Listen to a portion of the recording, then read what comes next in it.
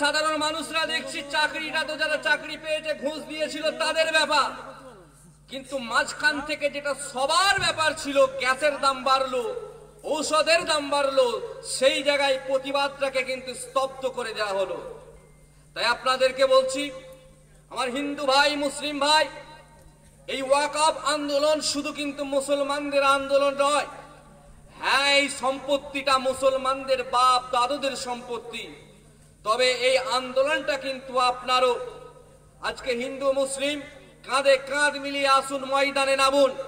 কেননা ওয়াকফ সম্পত্তির উপরে এমন স্কুল আছে যে স্কুলে 50% হিন্দু বাচ্চারা পড়ে। ওয়াকফ সম্পত্তির উপরে এমনও নার্সিংহোম রয়েছে, এমনও ট্রাস্ট রয়েছে, এমনও সোসাইটি রয়েছে যেখানে অমুসলিমরা সেখান থেকে পরিষেবা নেয়। তাই এই সম্পত্তি মুসলমানদের বলে আপনারা চুপ করে বসে থাকবেন না। আমি শান্তিপ্রিয় হিন্দু অমুসলিম ভাইদেরকেও বলবো, আপনারাও আমাদের সঙ্গে কাঁধে কাঁধ মেলান।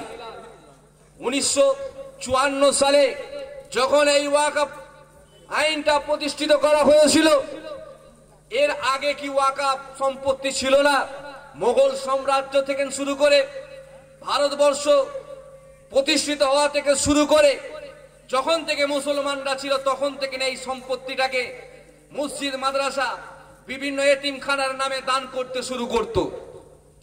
যখন 1954 সালে একটা আইন তৈরি করা হলো যে এই আইনের মাধ্যমে মুসলিমদের ওয়াকফ সম্পত্তিটাকে সংরক্ষণ করা হবে, 28টা রাজ্যে 28টা ওয়াকফ বোর্ড হবে, বিভিন্ন বিডিও অফিসে দপ্তর হবে, বিভিন্ন রাজ্যে দপ্তর হবে।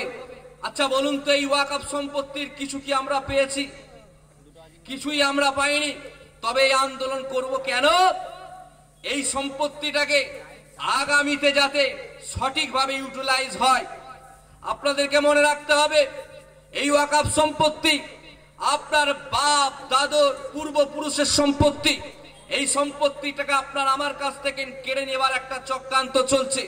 আপনাকে বলা হচ্ছে যে এই ডাইসটা আমি নেব। ভালো করে বুঝবেন, এই মাইক্রোফোনটা নেব না, ডাইসটা নেব।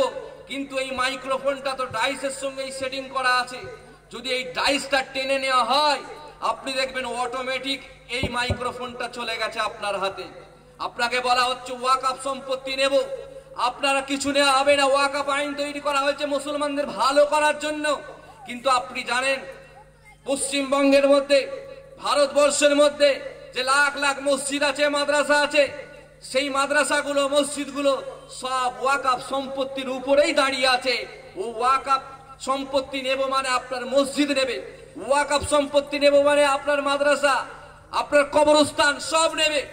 যেই দিনে আইন পাস হয়েছে, বিশ্বাস করুন তার পরের দিনেতেই উত্তরপ্রদেশে 200 একরের একটা কবরস্থানকে দখল করে নেওয়া হলো।